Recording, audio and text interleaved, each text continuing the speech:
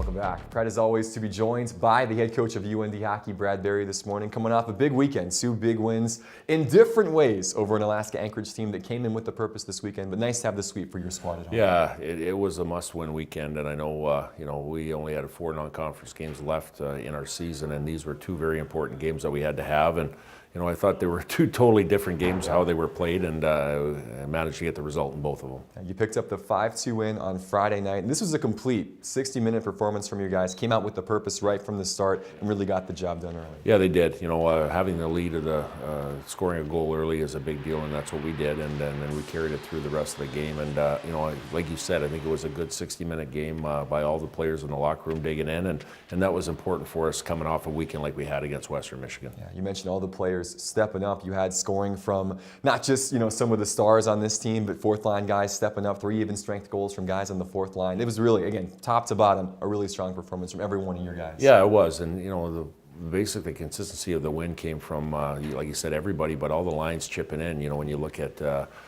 Sendon line, they did an excellent job, but also Bowen and Johnson and Keene as that line putting together. Jackson Keene had, for his first performance coming out there and getting his first goal, that was a big deal for us. Yeah, you don't want to highlight one guy, but Jackson, as you mentioned, just his 3rd game in the lineup this season. Talk about grabbing your opportunity, a big goal by him, which ends up being the game winner. Really a nice spark for the young man from Winnipeg. Yeah, for sure. So on the individual side, yeah, it's nice for him. He's waited his time for the opportunity, and he made the most of it. And I thought he played well all weekend in the 2 games he played. But in saying that, team-wise, everybody contributing. When you look at all 4 lines and all the defensemen that were in the lineup, it was a big deal to having everybody to chip in that Friday night. One of the underrated things I thought about that game against Anchorage was when you're up 3-0, they get a goal, but you get one right back. Yeah. And then same thing, it became 4-1, they get one to make it 4-2, and you score the next goal right away. Good response from you guys. That's important, Alex, is trying to get that next goal after whether we score one or give one up, the momentum going back in, trying to get that team back on the rails again. And I think our guys did a good job on Friday night of doing that. Yeah, flip the page to game 2, and it was a bit of a different story. They came out with the push, got the lead early, had to chase the game a little bit. What did you see in the opening 40 minutes especially that led to that 3-1 deficit? Well, yeah, the first shift of the game, I thought they came out with a purpose right away. We took an icing call right away. They played on our end a little bit, and we didn't have nearly the sharpness we did on Friday. And that, like I said, we addressed that, and that's one of the things that we want to bring to the table each and every night. We understand that the other team, when they lose, and we've been on that side of it too, that the team that loses has the big push, right? And you got to be ready for it. And I thought, our first few shifts of the first period weren't the way we wanted to start the game. I thought we got better as it went on, but again, a couple goals go in off us. One off Hayden Shaw's back, one off Smitty going, in the neutral or in the defensive zone off his stick in the net. Those unfortunate bounces gave them momentum, and we had to try to find our way back in the game. One of the positives things, though, because again, your team has had that bad luck. Last week it was 2 own goals against Western Michigan, 2 in 1 game against Anchorage. Instead of finding that frustration, your team was able to rally, though, with that, especially with the big push in the 3rd quarter. And you're exactly right. And you noticed that, and we noticed that last week. And when we were chasing the game against Western, that's when everybody deviated from what we do structurally as a team and how we play as a team.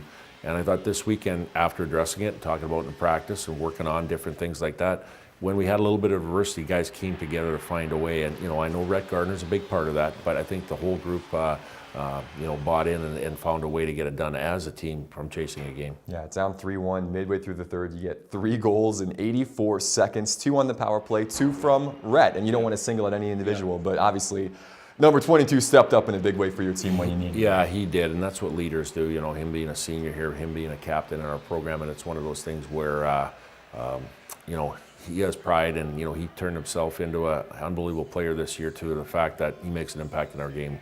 Yeah, those goals giving you that 4-3 lead, and then there was a bit of a pushback, but you were able to step up. I thought the last minute or so when they pulled the goaltender and they had the 6-on-5 advantage, your guys throwing their bodies in front of those shots at the end just showed again how much they really wanted to complete that sweep. Yep, selling your body out, blocking shots, putting yourself in the line of fire, that's a big deal, and our guys did a great job of doing that, and it's one of those things too that we needed it. They were making a push at the end of the game, and guys like Mark Senn and guards and our decor. I mean, those guys were out there blocking shots left and right, and to try to preserve the win. And we'll take this as a building block to move forward into Duluth weekend this weekend. Yeah, 2 important wins over the Seawolves get you to 7-5-1 on the year, and as you said, now back into NCHC play.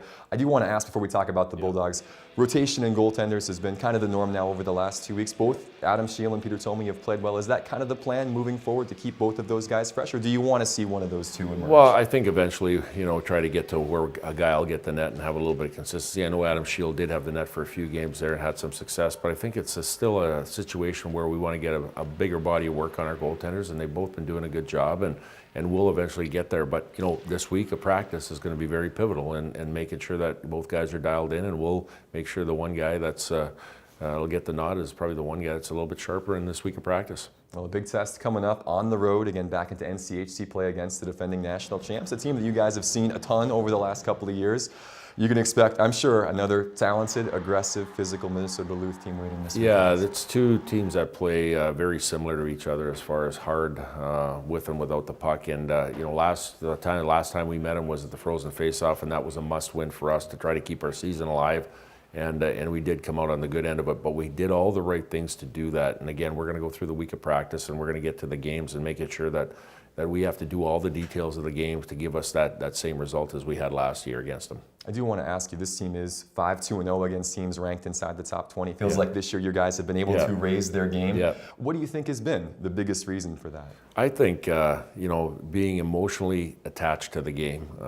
What I mean by emotionally attached is there's a history. The teams you talk about, the ranked teams, the Minnesotas, the Wisconsins, the Mankato's, there's an emotional attachment there from previous history of, maybe not liking the guys and having that intensity going into it. And it's no different than Duluth. We've had some battles against them. So, we got to get to that level of being emotionally attached to bring out our A game. Yeah, we expect another couple of physical, fun games to watch this weekend at Lake Superior. Coach, thanks again for the time this week. Best of luck against the Bulldogs. Thanks, Alex. Bradbury. Stick around.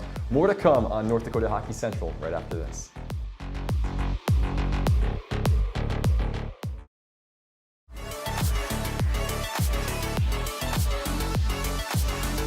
Welcome back. Hayden Shaw and Colton Poolman are two of the elder statesmen on the blue line this year for North Dakota, and they found themselves paired up with each other in defense at times over the past 3 seasons. I recently caught up on the ice with the two of them to find out what it takes to be a good partner when you are paired up in defense together, and to find out what they really think about each other. Have a look. All right, we're here at the Ralph with junior defenseman Colton Poolman, senior defenseman Hayden Shaw, talking blue line pairings. You guys have kind of been paired up for a bit this year. What, first of all, makes a good defensive partner when you're playing the game of hockey? I'd say kind of just knowing what your partner is going to do, where he's going to be, and I think Colton and I have played together for long enough where we've got that chemistry, and this year it seems to be working for us. When you say you've gotten to know what the other one's going to do, how long does that take to feel comfortable with the guy you're paired up with on the blue line? I think it starts in practice, kind of knowing what their tendencies are, what their typical plays are in certain situations, and then you kind of just grow from there. And it takes a little bit, maybe a couple weeks or so, but then, playing with him for 2 years, it was like that, so it was really nice. How much communication do you guys have to have over the course of a shift when you are taking those turns, trying to figure out who's going up, who's staying back? Yeah, it's a lot of just little talk. It's small little things. Like sometimes you don't even have to talk, you just make a read on what your partner's gonna do. You're not even waiting for him to talk or say anything. You know that the puck's gonna be over here or he's gonna be in this sort of situation. So that's just little tendencies you kind of pick up on the guy. Yeah, and I think too, on ice sometimes and on the bench you kind of keep things light, but if one of us, usually it's me, gets a little hot-headed, he's always there to kind of calm me down a little bit. But we got a good thing going. Yeah, all about finding that balance. Yeah. You got to know who you're playing with sometimes. Not that, everyone's really good to play with, but certain guys are a lot better at one thing, or maybe you have a strength in one thing where you want to kind of be in a certain situation. So it's just reading and always being aware, like you're saying, who's on the ice and who you're with and who's on the bench and all that sort of stuff. We have such a deep decor to where anyone can play with anyone, so it's nice. You get out, you just got to know who you're out there with. Have you kind of picked up on maybe who's a little better at what? We're going to do a quick game here and kind of decide who's better at one thing or the other. Who's the better skater between the two of you? I don't know. I don't know. I think we both have our spurts. Yeah. I think we're not. neither of us are really all out. Yeah. I like to say we're a heavy pair. Conserve Heavy energy, bodies, yeah, just keep big bodies big out bodies there. out there. Who's the better passer between you two? Better passer. You know what? I think it's Hayden. He can kind of throw a couple saucer passes, you know, and he's had some one touches all the way across. Like, that's a pretty good pass. I better make a play on it. Well, for me, it's Pretty high praise. you get just put it between his legs for a one-timer, and it's you're probably gonna get a point out of it lately. So Who's got the better shot? Maybe that's him. Yeah. Would you agree with that? I don't know. We both have a good shot. Well, we're gonna test that in a little bit. All right, little one-time game. So simple rules. If it's in the net, in the air, it's worth 1 point. If it's off the post and in, it's worth 2. Colton's gonna go up first, best of 5. Give him some decent passes here, Hayden Shaw. Here we go. 1 for 1. 2 for 2. 3 for 3. Oh, Here we go, 4 points in. Oh, off the post, that's 2. that's All a good right. run. So, Hayden Shaw, that's what the score to beat, 6 points. 1 for 1. Sounds so good.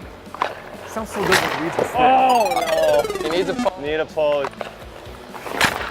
There you go. He needs a Gotta be post. in there, Big good one. deal. Big one. No! Oh!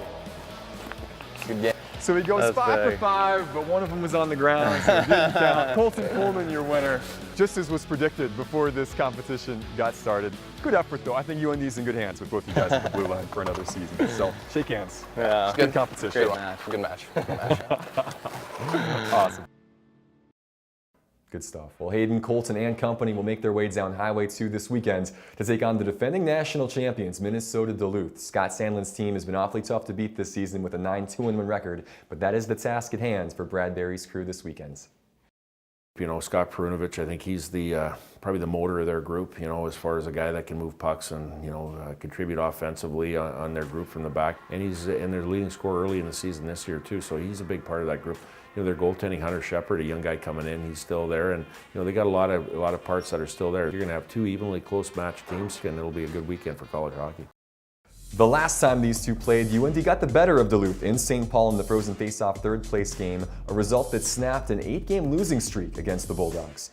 North Dakota will look to break another streak this weekend, as the last time they beat UMD at Amsoil Arena was in December of 2015, when they swept the Dogs on their way to the program's 8th national title.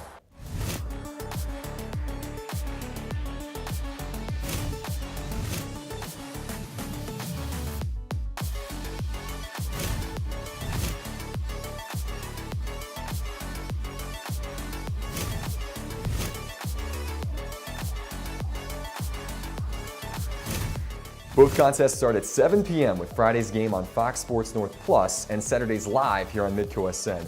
We hope you join us then and again next week for our next installment of North Dakota Hockey Central. Until then, for all of our UND and MidcoSN crew, I'm Alex Heinert saying thanks for watching.